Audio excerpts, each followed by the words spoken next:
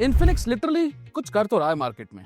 पिछले साल जब इन्होंने GT Book लॉन्च किया, हमें लगा कि ये भी कुछ कलरफुल ऐसा ही कुछ इनका लॉन्चेस होगा और फिर क्या होगा पता नहीं, लेकिन ऐसा नहीं है दोस्तों, क्योंकि एक साल से बहुत ही रफली यूज किया जा रहा है इस इन्फिनिक्स GT Book को। स्पेशली मेरे ऑफिस में मेरे टीम मेंबर्स इसको यूज कर रहे हैं और इसका जो हालत बना रखे है मैंने रील्स में दिखा रखा था, इसलिए फॉलो अप करके रखो भाई, सब्सक्राइब करके रखो। तो मैं अगर इसको रील्स डालता हूँ मेरे एग्जिस्टिंग लैपटॉप, चाहे लॉक हो गया, चाहे अपना Helios Neo 16 हो गया, चाहे ROG Strix हो गया, ये सारे लैपटॉप मेरे पास पड़े हुए हैं।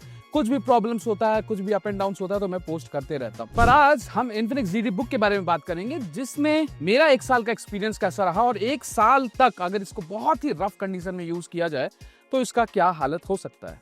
हालत तो गाइज बहुत टाइट हो रखी थी, सही बता रहा हूँ, इसीलिए हर लैपटॉप को यूज करते वक्त हमको बहुत ध्यान रखना चाहिए। Let's come to the point. जो मेरे पास जो ये वेरिएंट है गाइज, ये है i5-12450H RTX 3050 वाला। इसका RTX 4050 भी 13 जनरेशन के साथ अवेलेबल है। इसका i9 13 जनरेशन 4060 के साथ भी अवेलेबल है। सबका मुझको मिक्स्ड फीडबैक मिला है, mostly in the positive side, तो सारा हम इस वीडियो में डिस्कस करेंगे। इस पर्टिकुलर लैपटॉप में हमको शोल्डर रैम मिलता है, ठीक है, 16 GB का विथ 5200 मेगा ट्रांसफर पर सेकंड, जो कि मैंने आपका इसके लैपटॉप को ओपन करके दिखा दिया था। शोल्डर्ड है, आप उसको अपग्रेड नहीं कर सकते। 32 GB वाला ऑप्शन के लिए आपको i9 के साथ जाना पड़ेगा, बट ये काफी है अपने एंड टू एंड वर्क को करने के लिए। प्लस ही इसमें आपको SSD मिलता है, जो कि आप अपग्रेड कर सकते हो। 512 GB का SSD मिलता है Gen 4 के साथ, जिसको हम इजिली अपग्रेड कर सकते हैं। स्लॉट मैंने आपको दिखा दिया है। वाईफाई इसमें आपको 6 मिलता है एंड कंप्लीट फुल वीडियो तो गाइज आप ये वाला वीडियो जाकर देख लेना, जिसमें मैंने इसको फुल रिव्यू कर रखा है। ये वीडियो इसका फुल रिव्यू नहीं है, इसका 1 ईयर एक्सपीरियंस है। तो हम बात करेंगे कि क्या ये हमको प्रॉब्लम फेस कराया है एक साल में या एंड टू एंड बढ़िया चल रहा है। वैसे एक साल के बाद अगर मैं इसकी बिल्ड की बात करूं तो बिल्ड वैसे कंप्लीट मेटल में आता है, तो बिल्ड वाइज मुझको कहीं कोई प्रॉब्लम नहीं फेस हुआ। लेकिन हाँ, ये कह सकता हूं कि थोड़ा कलर की जहां तक बात है, तो अगर आप यहाँ सामने के साइड देखोगे तो यहाँ पर थोड़ा इसका कलर उतर गया है, लेकिन वो भी अगर आप प्रॉपरली बैग में रखोगे, केयर रखोगे, तो उतना कलर उतरने की कोई टेंशन नहीं होने वाला, बिकॉज साइड में कहीं नहीं हुआ, बस एक ही साइड देखने को मिल रहा है। डिस्प्ले इंटैक्ट है, लेस बेजल्स के साथ आपको देखने को मिलता है, 100% sRGB के साथ मिलता है। और इतना दिन यूज करने के बाद भी मेरे को कहीं पे भी कोई भी कलर ब्लीडिंग का इशू नहीं दिख रहा है। नहीं तो क्या होता है, बहुत वक्त तक आप लैपटॉप यूज करते हो तो लेफ्ट राइट या ऊपर नीचे कहीं ना कहीं कलर ब्लीड का इशू होता है, बट इसमें एक बिल्कुल इंटैक्ट है, कोई कलर ब्लीड का इशू मेरे को देखने को नहीं मिला। साथ ही बस एक पीछे अगर हम इसकी RGB स्ट्रिप्स की बात करें, जो RGB स्ट्रिप इसका बिल्कुल ROG Strix से इंस्पायर्ड है। हर जगह तो वैसे इंटैक्ट है, लेकिन अगर ये बीच में आप देखोगे तो यहाँ पर ये हल्का सा उठ जा रहा है। मेरे ख्याल से ये कंसर्न और लोगों के साथ भी है कि ये बीच में हल्का सा स्टिकिंग इशू है या स्टिक प्रॉपरली नहीं हो पाया है, whatever it is reason, ये बट बीच से उठा हुआ है। जब आया था तब से ही ऐसा है। रेस्ट ओवरऑल मेरे को बिल्ड में कहीं पे भी कोई टूट फूट का चक्कर नहीं है, बिल्ड इज गुड एनफ। अब बात कर लेते हैं, क्या इसने परफॉर्मेंस वही मेंटेन करके रखा है जो ये एक साल पहले मेंटेन करके रखा था? गाइस नहीं, there is a degrade in the performance, और वो जो परफॉर्मेंस डिग्रेड है उसके पीछे रीजन ये है। लैपटॉप को हमने इसको ओपन किया कंप्लीटली बैक साइड पे पैनल से, एंड ओपन करते आप ध्यान रखिएगा, क्योंकि बैक साइड की जो प्लास्टिक यूज किया गया है, वैसे तो कंप्लीट हर जगह मेटल है ऊपर नीचे, लेकिन पीछे में आपका ये जो प्लास्टिक एरिया है, पॉलीकार्बोनेट एरिया, ये पीछे के साइड ब्रेक होने का चांस होता है, तो ध्यान से ओपन करिएगा। ओपन करते ही हमें इसके फैंस में इतनी गंदगी देखने को मिली जो कि बिलीव के बाहर। क्यों?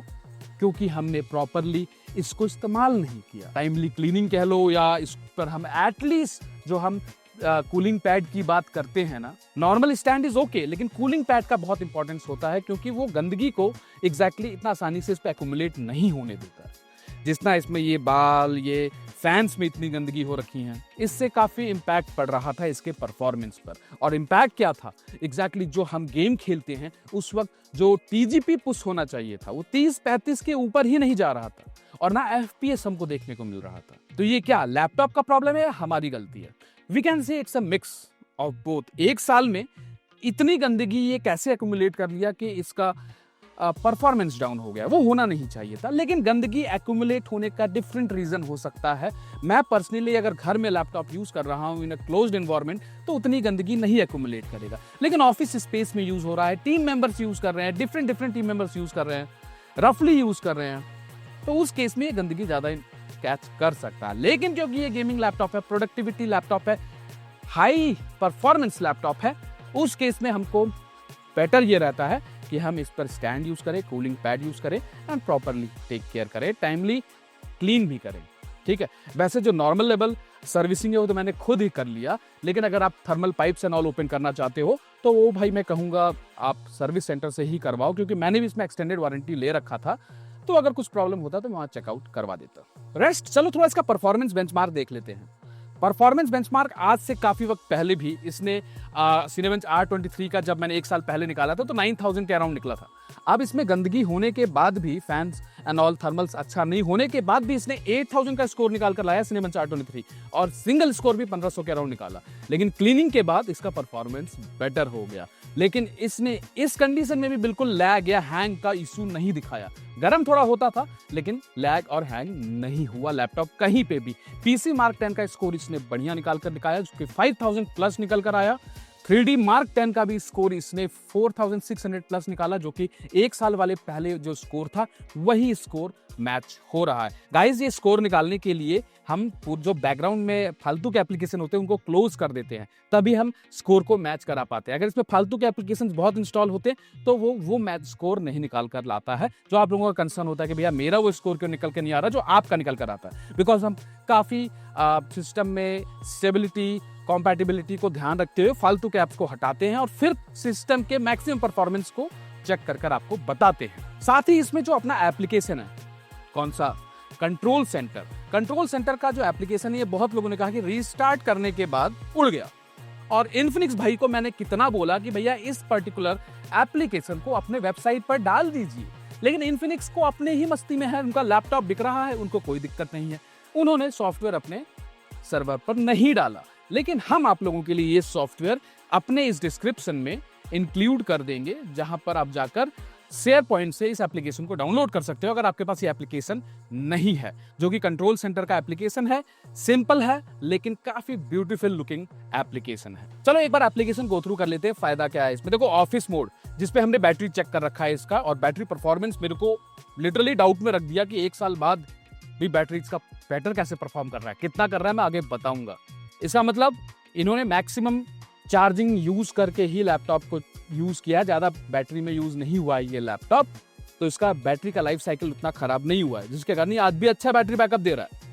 परफॉर्मेंस मोड की बात है, परफॉर्मेंस मोड में अगर आप एडिटिंग कर रहे हो, एडिटिंग इसमें अच्छा खासा हो जाता है, ठीक ठाक, बहुत अच्छा नहीं। After Effects and simulators and all सबको एक साथ चलाओगे तो प्रॉब्लम होगा। अदरवाइज अगर आप प्रीमियर प्रो पर काम कर रहे हो एंड आफ्टर इफेक्ट्स फाइल्स को यूज कर रहे हो तो फाइन है। अगर आप Premiere Pro, After Effects and सब कुछ एक साथ ऑन करके रखोगे थोड़ा लैग का इशू हो सकता है, बट उसमें भी कोई मेजर प्रॉब्लम नहीं है। वो यूनिक बात है अगर हम 3050 की बात करें तो। गेमिंग मोड की जहां तक बात है तो गेमिंग मोड पे इसका फैन बढ़िया स्पीड से चलने लगता है, एंड ये जो पीछे हवा मार रहा है ना, ये कूलिंग के पहले तक नहीं मार रहा था, अब मार रहा है क्योंकि मैंने इसके फैंस को काफी क्लीन किया है। सो इससे हमारे परफॉर्मेंस में काफी इंप्रूवमेंट आया इस क्लीनिंग से। मुझे लगा कि शायद लैपटॉप वो परफॉर्म नहीं कर रहा है, लेकिन जैसे हमने क्लीनिंग कंप्लीट किया, अब आप गेमिंग में परफॉर्मेंस देखिएगा। क्लीनिंग के पहले का एंड क्लीनिंग के बाद का, दोनों का performance side by side match कराएंगे। एक तरफ 40 TGP आ रहा है और एक तरफ 80+ TGP पुश हो रहा है, 95 वाट तक आसानी से जा रहा है। That means keep your laptop clean and clear and save and sound, so that कि उसका लाइफ बढ़ सके।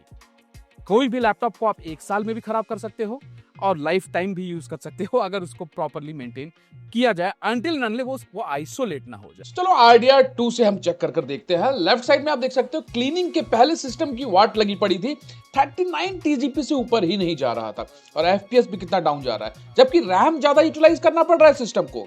There is so much pressure on the system. अब यही चीज आप राइट साइड में देखो, after cleaning 77-80 watt TGP push कर रहा है, और सिस्टम का थर्मल्स भी ध्यान दीजिएगा। लेफ्ट साइड में थर्मल्स 100 टच कर रहा है, राइट साइड में 84-88 कितना रिकवर कर गया just with a normal cleaning of the system. अब नेक्स्ट गेम में अगर आप देखोगे तो यहां पे भी आप देख लो कि भाई फोर्जा में आफ्टर क्लीनिंग क्या बढ़िया FPS निकल रहा है और लेफ्ट में क्या ही FPS निकल रहा है। टेम्परेचर ऊपर राइट में भी थोड़ा जा रहा है। अगेन ये मेरे ख्याल से यहां पर थोड़ा सा हमने वो भी नहीं यूज किया था कूलिंग पैड एंड ऑल, लेकिन कहीं ना कहीं एक इंपॉर्टेंट पॉइंट ये है कि आपका सिस्टम का रिकवर अगर कंपेयर करोगे तो जस्ट विद वन क्लीनिंग कहां पहुंच जाता है, व्हाट इज का डिफरेंस देखो भाई। 35 watt TCP in the left side and the right side it is 76-80 watt TCP आराम से पुश हो रहा है। एंड रैम का भी यूटिलाइजेशन कम हो जाता है जब आपका सिस्टम बेटर परफॉर्म करता है। फार क्राई में भी अगर आप देखोगे तो यहां पर ऐप ऑलमोस्ट पहले भी बहुत अच्छा पुश कर रहा था यहां पे भी, बट स्टिल अगर आप देखोगे तो कहीं ना कहीं टीजीपी में काफी डिफरेंस है। जबकि सीपीयू इंटेंसिव थोड़ा सा होता है, सीपीयू जीपी दोनों इंटेंसिव होता है, बट स्टिल आप देख सकते हो लेफ्ट साइड और राइट साइड का कंपैरिजन। अब ये गेम आप देखो यहां पर आपने सोचा कि इसको भी इंक्लूड कर दिया जाए, जहां पर काउंटर स्ट्राइक में आप देख सकते हो आराम से ये लैपटॉप 150 एफपीएस के अराउंड निकाल कर ले आता है डीएलएसए जोन में, और GTA 5 में भी इसने तगड़ा एफपीएस निकाल कर लाया। तो मुझे कोई कंप्लेन नहीं है इस लैपटॉप से एग्जैक्टली इस रेंज के हिसाब से देखा जाए तो, लेकिन गंदगी ना हो उसके लिए ध्यान रखिएगा। और इस गेम में आप देख सकते हो यहाँ पर फोर्जा वेराजन वेस्ट में भी अच्छा एफपीएस ने हाई सेट। तो गेमिंग से आपको अच्छा आइडिया मिल गया होगा कि आज भी इसमें बेहतरीन गेम आप कर सकते हो विदाउट एनी प्रॉब्लम। जहां तक बैटरी बैकअप की बात है दोस्तों, तो 1 साल बाद भी ये लैपटॉप ने मुझको नाराज नहीं किया।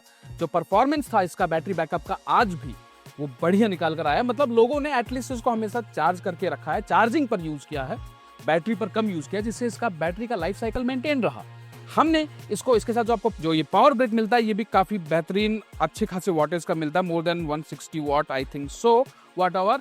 एंड इसमें जो आपको बैटरी लगी होती है वो 75 वॉट आवर की मिलती है, जो कि लॉक एंड ऑल से काफी बेटर आपको देखने को मिलता है। एंड इसने हमने प्रॉपरली कल टेस्ट किया बैटरी बैकअप, लॉन्ग टाइम इसको रन करके हमने स्टार्ट किया था इसको ऑलमोस्ट 1250 पर रात को टेस्टिंग कर रहे थे।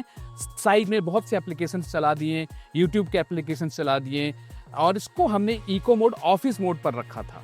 एंड साथ ही इसमें हमने इसको बैटरी बैकअप मोड पर भी रखा था, जिससे कि हमने सेटिंग्स में जाके इसको पावर एफिशिएंसी पे कर दिया। 1250 को मैंने स्टार्ट किया था और 118 तक हमने जब इसको ट्रैक किया, उसके बाद भी इसमें 3 घंटे 40 मिनट बचे हुए थे। अगर हम इसको एड अप भी कर लें तो ये ऑलमोस्ट 4 घंटे का बैकअप आसानी से निकाल कर दे रहा है आज के डेट में भी। तो 4-4.5 घंटे बैकअप अगर ये निकाल कर देता है एज ए गेमिंग लैपटॉप, तो मैं इसके साथ थम्स अप कहूंगा literally guys.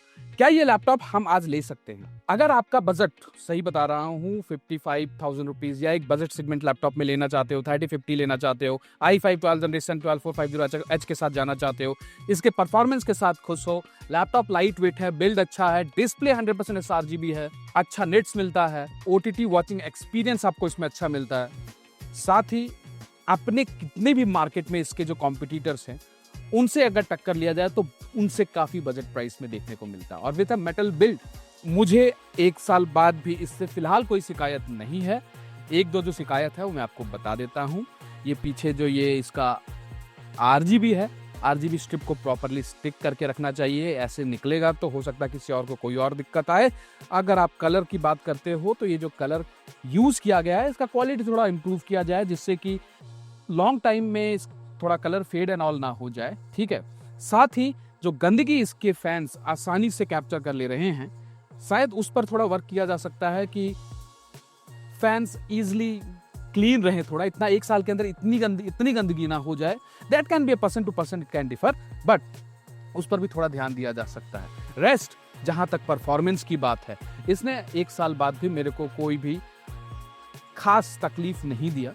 It's working good fine. And हम आपको ये कह सकते हैं कि अगर आप इस लैपटॉप के साथ प्लान करते हो, आपका बजट इस सेगमेंट में जा रहा है, then you can go with this laptop, जहां पर आपको एक अच्छा GPU मिल जाता है विद 95 वाट TGP, एक अच्छा CPU मिल जाता है और एक अच्छा ओवरऑल परफॉर्मेंस पैक सिस्टम मिल जाता है।